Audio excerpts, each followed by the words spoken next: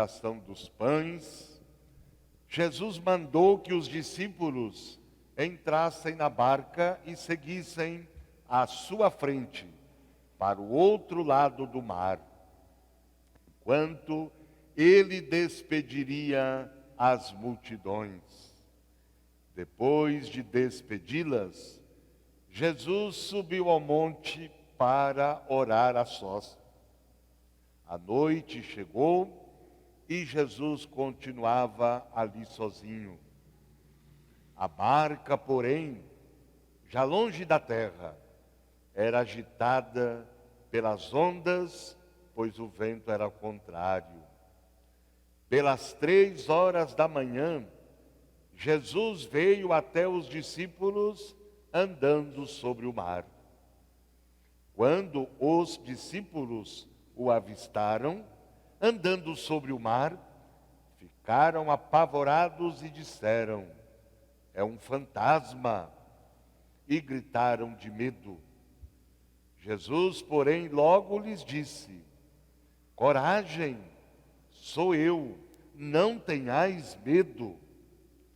Então Pedro lhe disse: "Senhor, se és tu, manda-me ir ao teu encontro caminhando sobre a água." E Jesus respondeu: "Vem." Pedro desceu da barca e começou a andar sobre a água em direção a Jesus. Mas quando sentiu o vento, ficou com medo e, começando a afundar, gritou: "Senhor, salva-me!" Jesus logo estendeu a mão, segurou Pedro e lhe disse: "Homem fraco na fé, por que duvidaste?" Assim que subiram no barco, o vento se acalmou. Os que estavam no barco prostraram-se diante dele, dizendo: "Verdadeiramente, tu és o Filho de Deus." Até o céu desejou ser família, para que a família pudesse ser céu. Olha, a família não é problema. Até o céu desejou ser família, para que a família pudesse ser céu. Uma comunidade de amor. A família é uma comunidade de amor.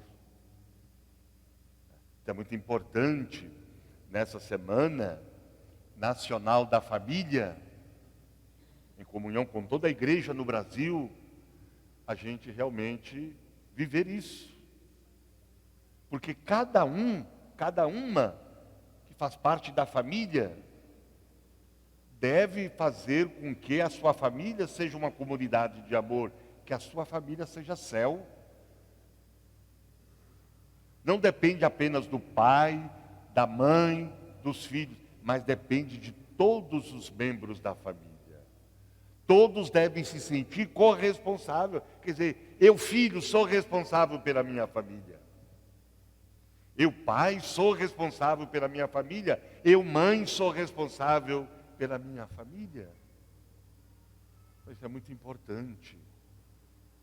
Assim, realmente, as nossas famílias serão uma boa nova, uma boa notícia.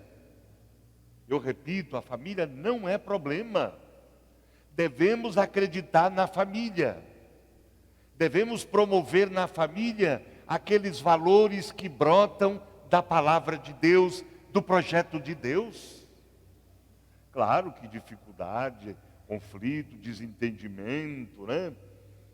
Isso acontece.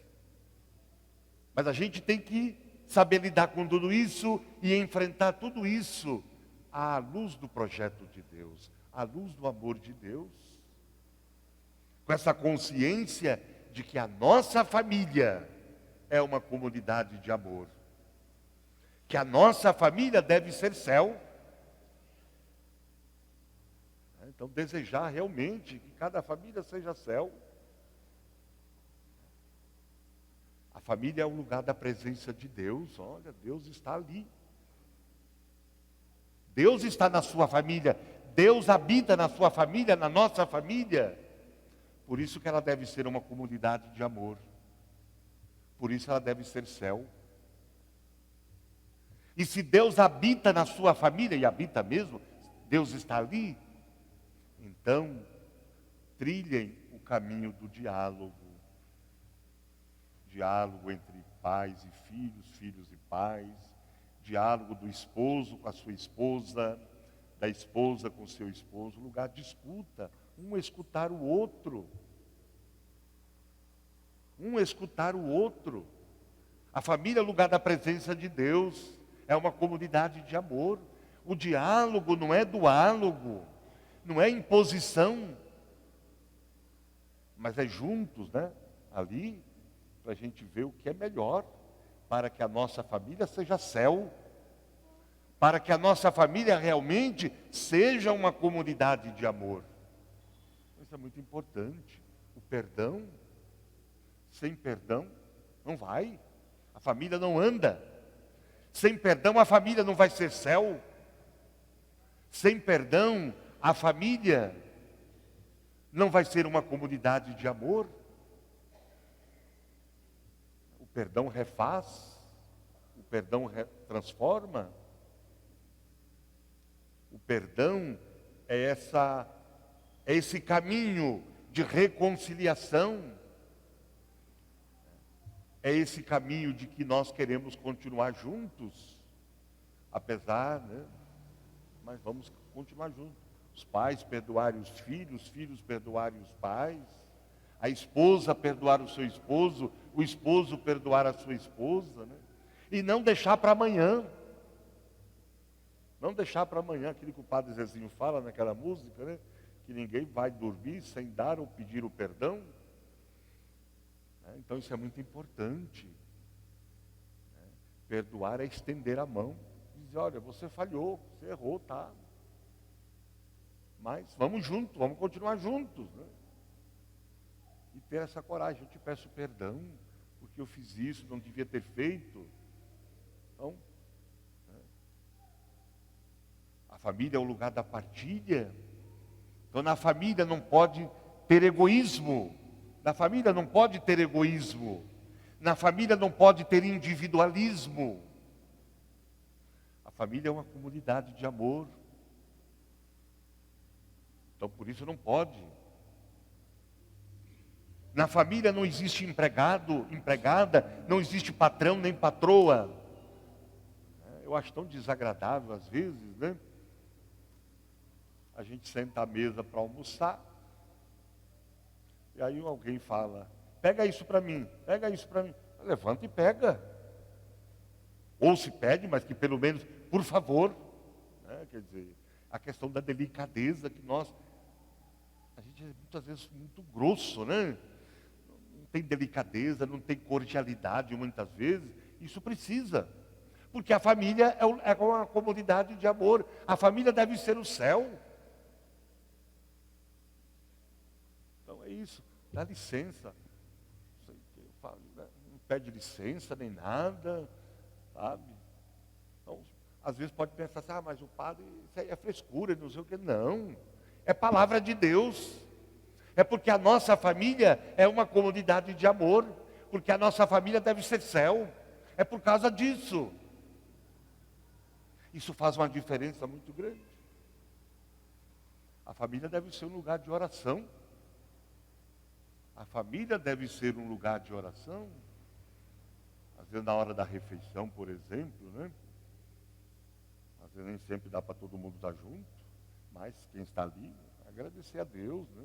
De manhã, agradecer a Deus juntos, né? Sendo possível, né? Sendo possível também meditar ali um versículo da palavra de Deus, deixar aquele versículo iluminar a vida da família. Às vezes a família está passando por uma dificuldade, por uma aflição, por algum problema. Então se deixe iluminar pela palavra de Deus. Deixe que a luz do amor de Deus, a luz da palavra de Deus, brilhe na sua família. Isso é muito importante, né? Antigamente, talvez os mais velhos vão lembrar disso. Claro que era uma outra realidade, um outro contexto, né? Que a maioria da população era mais rural, que tudo girava muito em torno da família e da religião. Mas nossos pais, a gente via nossos pais rezar o terço. Ou muitas vezes é a família juntos ali, os membros da família rezavam juntos o terço. Quantas vezes meu pai rezava o terço toda noite, minha mãe, minha avó, e eu via. Aquilo ali ilumina a gente, nos incentiva. E dali nasceu também a minha vocação. Então, como é importante, por isso, a família é fonte de vocação. Às vezes não dá para rezar o texto todo, né? Mas pelo menos, quem sabe, o mistério do texto. Vamos criar esse costume, isso ajudaria muito as nossas famílias, né? A serem céu, a ser uma comunidade de amor. Né?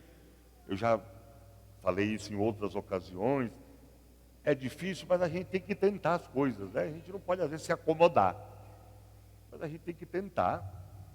E seja uma vez por mês isso.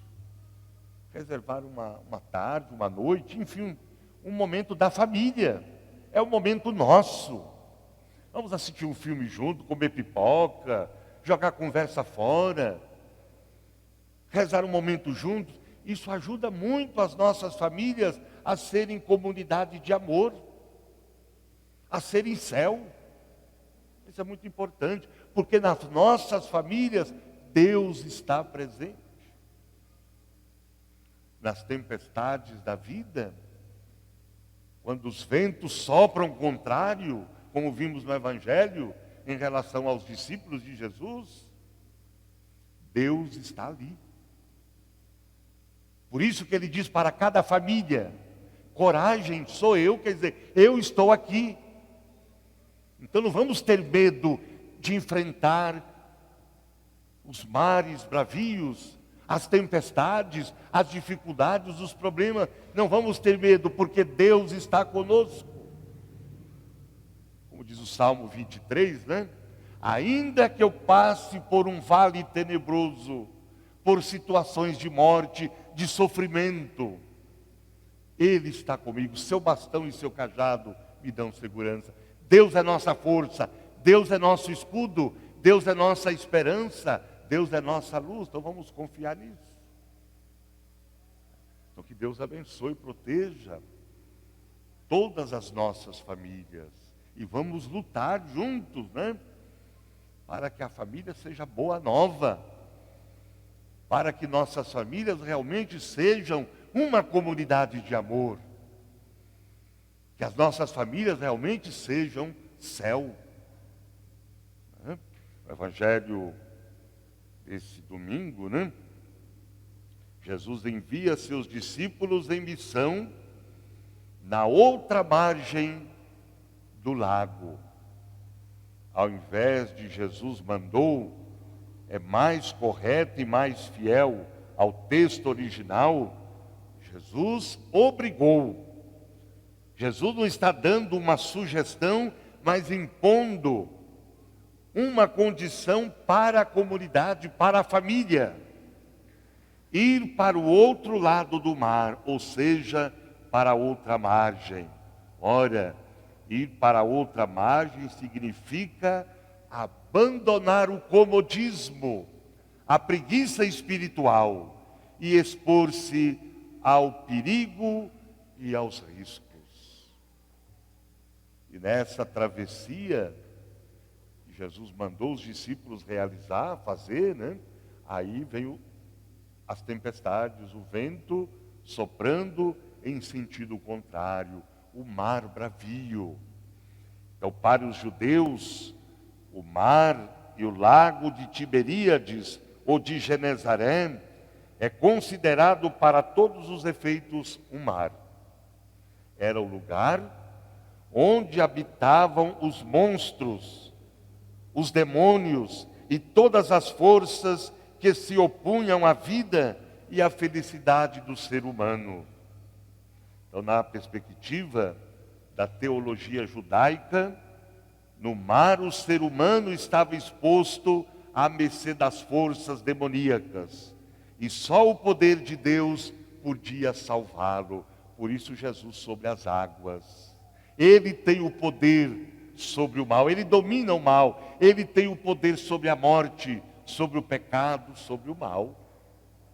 E nós, confiando nele, sem medo, também teremos condições de vencer as forças do mal, aquilo que impede a vida das nossas famílias, aquilo que impede as nossas famílias de serem céu, aquilo que impedem as nossas famílias de serem uma comunidade de amor, aquilo que impedem as comunidades, a igreja, de ser sinal do amor de Deus, do seu reino, sinal de um mundo novo.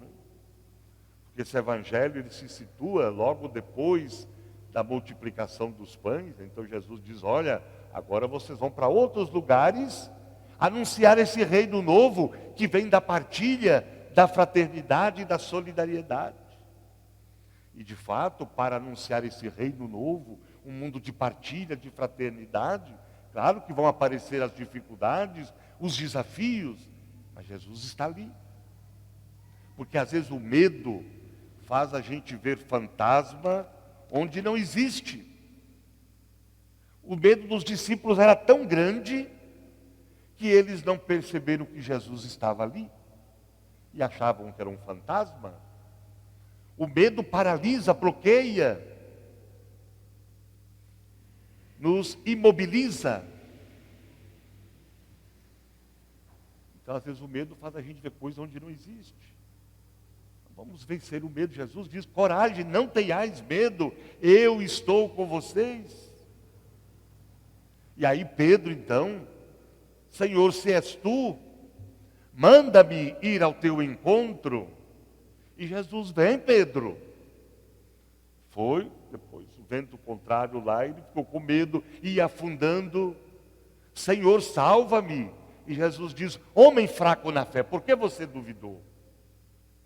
É preciso confiar em Jesus, confiar no seu amor, na sua presença. Quando nós confiamos somente em nós mesmos, quando nós confiamos apenas na nossa força, a gente afunda. A gente não é capaz de vencer as dificuldades, os obstáculos, os problemas. Isso para a família, para a igreja. Por isso é preciso olhar para Jesus, ter os olhos fixos nele. Ele é o autor, o consumador, o realizador da nossa fé. É preciso olhar para Jesus, confiar nele, para que assim nós possamos vencer os ventos contrários, os mares bravios, para que assim possamos fazer a travessia e fazer com que realmente nossa comunidade, nossa igreja possa enfrentar as forças do mal, as forças da morte, para que as nossas famílias possam vencer os muitos desafios e as muitas dificuldades, e assim realmente serem céu e serem de fato uma comunidade de amor.